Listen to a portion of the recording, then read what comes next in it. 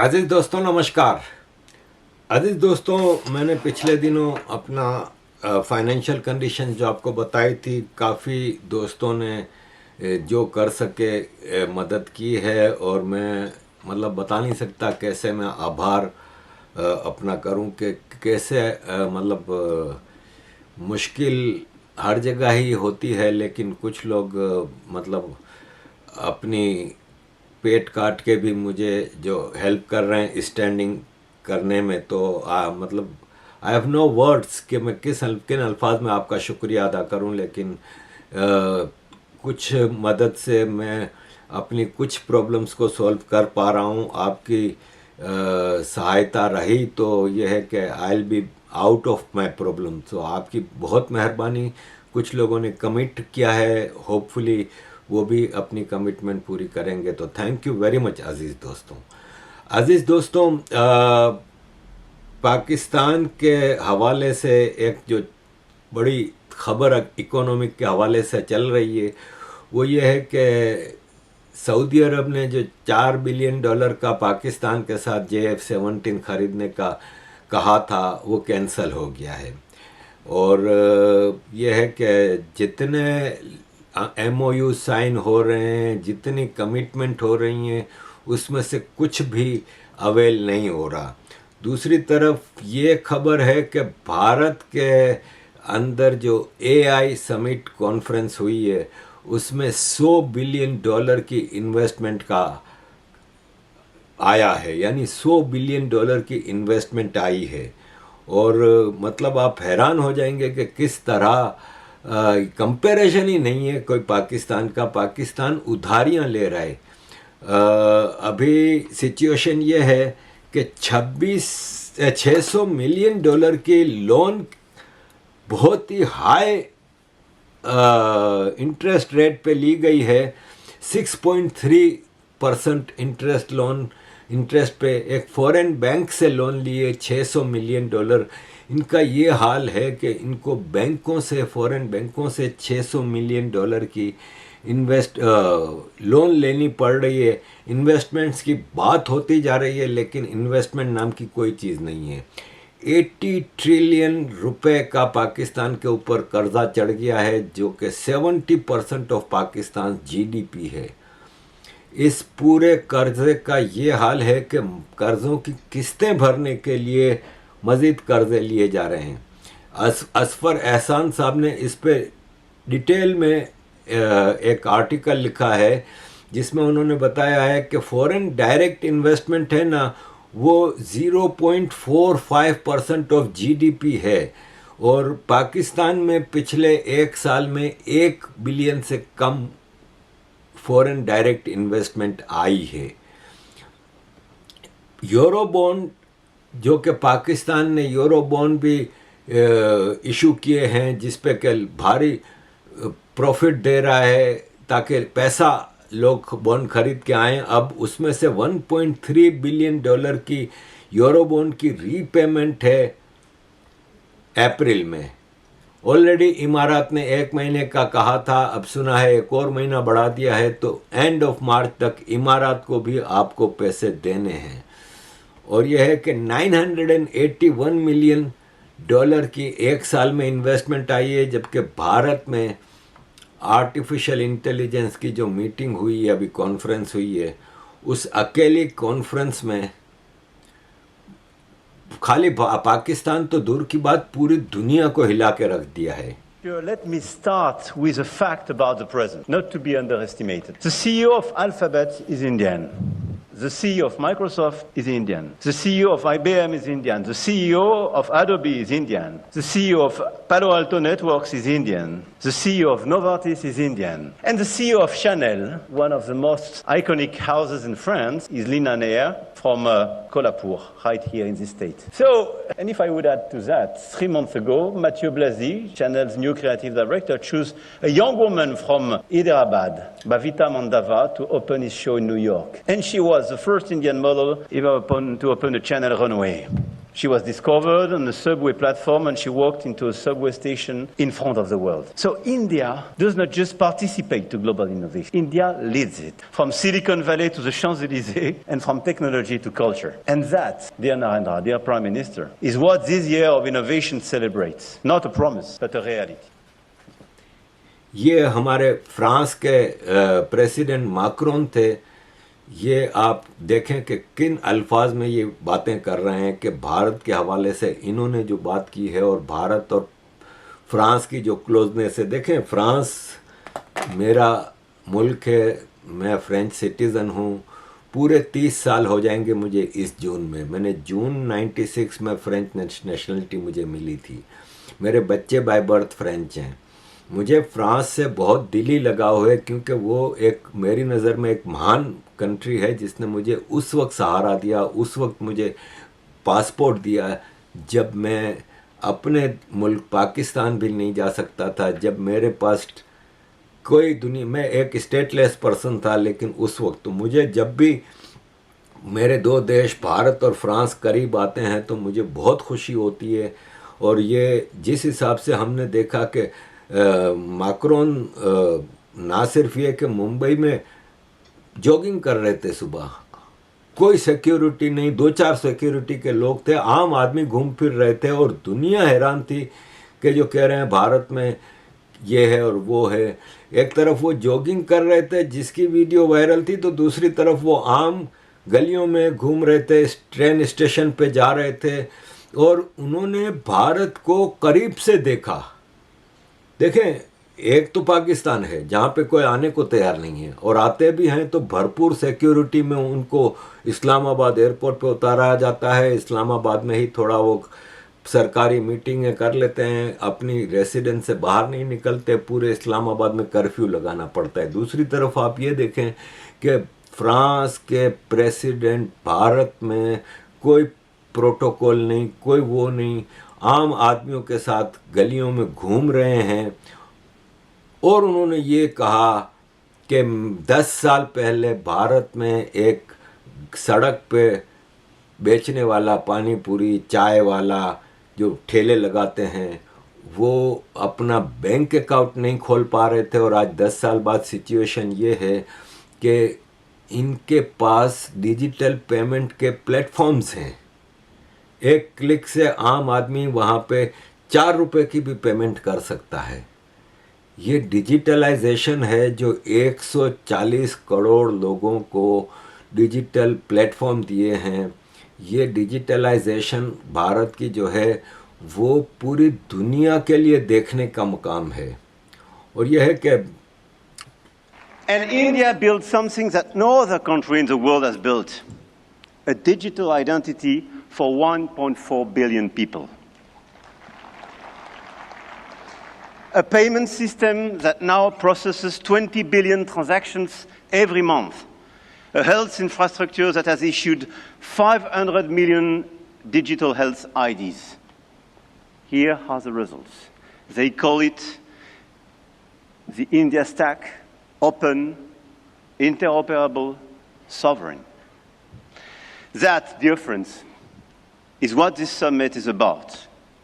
We are clearly at the beginning of a huge acceleration, and you perfectly described it during your interventions. But let me just recap during 1 year what happened. Last year, when France and India co-hosted the AI Action Summit in Paris, we set a global guiding principle for technologies that would transform our societies and our economies. We said then artificial intelligence will be an enabler for our humanity to innovate faster, to disrupt healthcare, energy, mobility, agriculture, public services for the good. और भी France के president ने कई जगहों पे कई बातें की। उन्होंने जैसे कहा कि मैं समझता हूँ कि इंडिया और फ्रांस दोनों का एक दूसरे के लिए बड़ा ऑब्सेशन है और हम अब अमेरिका पे टोटली डिपेंडेंट नहीं होना चाह रहे, ना ही चाइना के मॉडल पे हम चलना चाह रहे हैं। हम उन दोनों को पीछे छोड़ना चाह रहे हैं और एआई जो कि दुनिया का फ्यूचर है उसमें हम एक दूसरे के साथ मिल के आगे बढ़ेंगे। अजीज दोस्तों, एक तरफ डोनाल्ड ट्रंप की गजा बोर्ड ऑफ पीस की मीटिंग चल रही है, उसमें पाकिस्तान के बादशाह आसिम मुनीर और उनके प्यून शहबाज शरीफ हैं। बाकी दुनिया के किसी कंट्री के कोई प्राइम मिनिस्टर प्रेसिडेंट नहीं है, सबके कोई असिस्टेंट मिनिस्टर है, कोई मिनिस्टर है, एक छोटे लेवल का डेलीगेशन गया है। भारत की AI की कॉन्फ्रेंस में Spain, Finland, Serbia, Croatia, Estonia, Kazakhstan, Bhutan, Brazil, France, कई कंट्रीज़ के हेड ऑफ स्टेट या हेड ऑफ गवर्नमेंट आए हैं। बिजनेस लीडर्स मौजूद हैं वहाँ पे, गूगल के CEO हैं, माइक्रो सिस्टम के CEO हैं, AI के हैं, पूरी दुनिया के लीडर्स वहाँ पे मौजूद हैं। और ये है कि दुनिया हैरान है कि क्या भारत की इस वक्त पोजीशन है। अबू धाबी के यानी यूनाइटेड अरब इमारात के शेख मोहम्मद बिन जायद अल नहयान के क्राउन प्रिंस शेख खालिद भी मौजूद थे, जो कि deputy ruler of Abu Dhabi हैं। इसके अलावा नीदरलैंड के प्राइम मिनिस्टर, स्विट्ज़रलैंड के प्रेसिडेंट, फिनलैंड के प्राइम मिनिस्टर, एस्टोनिया के प्रेसिडेंट, पूरी दुनिया के लीडर भारत की उस कॉन्फ्रेंस में मौजूद थे। जबकि आपके जो Gaza peace of board of peace है, उसमें ना होने के बराबर इंटरनेशनल लीडर थे। और उसकी वजह भी ये है कि देखें, आपने गजा बोर्ड ऑफ पीस बनाया है, उसकी ये जो पहली मीटिंग 19 फरवरी की है, जो उसमें डोनाल्ड ट्रंप ने स्पीच की और पहले सेशन के जो स्पीकर हैं उसमें एक भी मुस्लिम लीडर नहीं। बात हो रही है गजा की। सेक्रेटरी रूबियो है, स्टीव विटकॉफ है, होस्टेज रिकवरी मॉडरेटर है, एम्बेसडर माइक वॉल्ट्स है, डॉक्टर अली शांत है। ये फ्यूचर गजा के हवाले से 3 मिनट की स्पीच। निक मिंडोव है, जेफर्स है, टोनी ब्लेयर है, सारे वर्ल्ड बैंक के अजय बंगा हैं, लेकिन मुस्लिम नहीं। दूसरी जो सेशन है उसमें हैं बहरीन के किंग हैं हमाद, कतर के अमीर हैं, इसके अलावा लेकिन उसमें भी पाकिस्तान के आसिम मुनीर या शहबाज शरीफ का नाम नहीं है। डोनाल्ड ट्रंप ने बहुत ज़्यादा तारीफ़ें की अपनी स्पीच में शहबाज शरीफ की और आसिम मुनीर की। फाइटर है आसिम मुनीर, और शहबाज शरीफ मुझे बहुत पसंद है। तो ऑफ कोर्स पसंद इसलिए होगा कि तुम्हारे इशारे पे चलता है, तुम्हारे इशारे पे नाचता है, तुम्हारी उंगलियों के इशारे पे, तो तुम्हें पसंद क्यों नहीं होगा। और इस बार इसने गिरने वाले हवाई जहाज़ की जो नंबर है वो बढ़ा दिए हैं। इस बार 11 हवाई जहाज़ गिरे थे पाकिस्तान इंडिया की फ़ौज में जो जंग हुई थी, 11 हवाई जहाज़। अभी तक ये क्लियर नहीं कर रहा कि गिरे किसके जहाज़ थे, ठीक है ना। अभी तक ये क्लियर नहीं कर रहा, इसलिए कि ये और शहबाज शरीफ जिस हिसाब से डोनाल्ड ट्रंप के आगे लेटा हुआ है ना, तो फिर वो पसंद क्यों नहीं आएगा। लेकिन बदले में शहबाज शरीफ को या पाकिस्तान को क्या मिल रहा है। अब सुना है कि इजराइल की कमान में फ़ौज पाकिस्तान की भेजने के लिए इसने शहबाज शरीफ को और आसिम मुनीर को कहा है कि हम तुम्हें एक पैकेज देंगे। कोई कह रहा है $2 बिलियन का पैकेज है, कोई कह रहा है $5 बिलियन का पैकेज है। लेकिन उसके बदले में जब आप गजा में फ़ौज भेजोगे तो पाकिस्तान में क्या हशर होना है ये वक्त बताएगा आपको। अजीज़ दोस्तों, ये जो गज़ा का बोर्ड ऑफ पीस है ये पाकिस्तान को खा जाएगा। मैं इस वीडियो के एंड पे डोनाल्ड ट्रंप की वो 3 मिनट की वीडियो लगा रहा हूँ जिसमें ये तारीफ़ें कर रहा है शहबाज शरीफ की। लेकिन इस गज़ा बोर्ड ऑफ पीस का कोई फ्यूचर नहीं है, ये मैं आपको बता दूँ। डोनाल्ड ट्रंप की अब प्रेसिडेंसी 3 साल से भी कम रह गई है और ये अमेरिका के कॉन्स्टिट्यूशन को कुछ भी नहीं कर सकता कि इसके बाद वो अपने आप को ले आए। और जिस हिसाब से इसने अमेरिका में आइस का बदमाशी की है, जिस हिसाब से अमेरिका में महंगाई बढ़ी है, जिस हिसाब से अमेरिका के लोग इससे तंग हैं, ये भूल जाएं कि जेडी वैंस अगला इलेक्शन या कोई भी रिपब्लिकन अगला इलेक्शन जीतेगा। मिड टर्म इलेक्शन भी इसको भारी पड़ने हैं। और अभी तो एप्स्टाइन फाइल के हवाले से जो चीज़ें खुल के आ रही हैं, तो ये मिड टर्म इलेक्शन के बाद अगर डेमोक्रेट बहुत ज़्यादा अच्छी मार्जिन में लीड ले लेते हैं तो इसका इम्पीचमेंट भी हो सकता है। तो अजीज़ दोस्तों, ये है कि पाकिस्तान की इकोनॉमी तितर बितर हो रही है और पाकिस्तान कहीं से कोई इसको आसरा नहीं मिल रहा। सऊदी अरब के हवाले से ये सिचुएशन है कि आदिल राजा जो कि मेजर हैं रिटायर्ड, उन्होंने अभी एक रिपोर्ट दी है कि बिजनेस पीपल जो हैं ना, उनको आर्मी चीफ ने, आसिम मुनीर ने, ये मशवरा दिया है कि आप यूनाइटेड अरब इमारात से इन्वेस्टमेंट वापस निकाल लें, क्योंकि अब सऊदी अरब इमारात का मामला बहुत आगे बढ़ रहा है।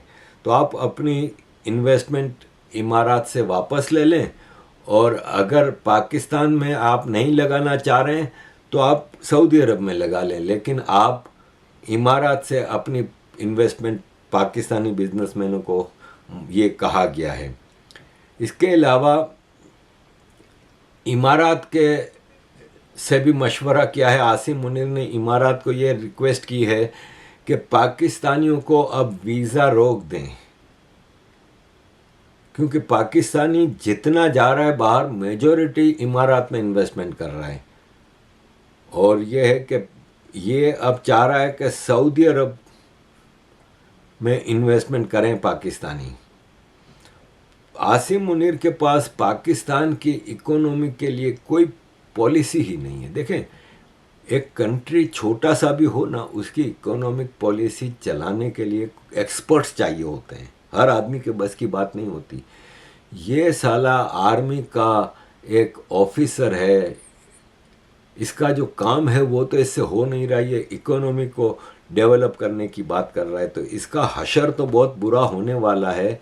और ये है कि पाकिस्तान हर लिहाज से, खाली इकोनॉमी नहीं, सोशली, हर लिहाज से पाकिस्तान इस वक्त टोटली तबाही के रास्ते पे चल रहा है। तो लेट्स सी कब तक ये पाकिस्तान बचता है। अजीज दोस्तों, thank you very much for all your support. Kindly keep supporting. India is extremely important regarding all these issues. And after our action summit 1 year ago, we followed up the conversation in order to have, to try to make sure that our countries benefit from the innovation, but to make sure as well that this innovation will be at the service of our common goods and our humanity. And I think it's as important as allowing the innovation to be part of our countries. I really believe that we have the same obsession both in India and in France, I would say, and in Europe, which is that we don't want to be dependent on a totally US or a totally Chinese model, but we really believe that we need a broader one, and we want to be part of the solutions, and we want to have players being part of the solutions. So you perfectly described what is at stake. What we want to do is to make sure that we have the data centers and the computing capacities, that we train the talents in our countries, that we have all the capacities, and it's clearly about computing capacities, talents, and capital. Here are the three elements. And I mean, when I speak about computing capacities, it's about having affordable, or at least competitive, low carbon energy in order to deliver this agenda. On this agenda, I really believe we have a lot of assets, and we are in the race. We are lagging behind both US and China, but we are in the race. Now the question is, on the downstream side, how to accelerate adoption. And you mentioned it, both of you. And adoption is critical. Why? Because it's how to make sure, sector by sector, with the right ethical approach, AI will be adopted and transform your productivity, will allow you to discover new disease, to completely change your energy model, to be much more productive. And this is one of the only way clearly to see the consequences of AI in the statistics and to avoid a well-known paradox where AI can be seen as a wonderful innovation, but without a lot of impact. So adoption is absolutely critical. But when we speak about adoption, we speak about the speed, the depth of this adoption, but as well how the key players of each sector are familiar with AI in order to make it, to transform AI solutions and technological solutions at the service of their objective and not something which will completely and just disrupt their approach. And this is exactly what we want to do, especially in the healthcare sector. And we will have the occasion a little bit later today to illustrate this transformation. It's true on space, it's true on energy, and so on.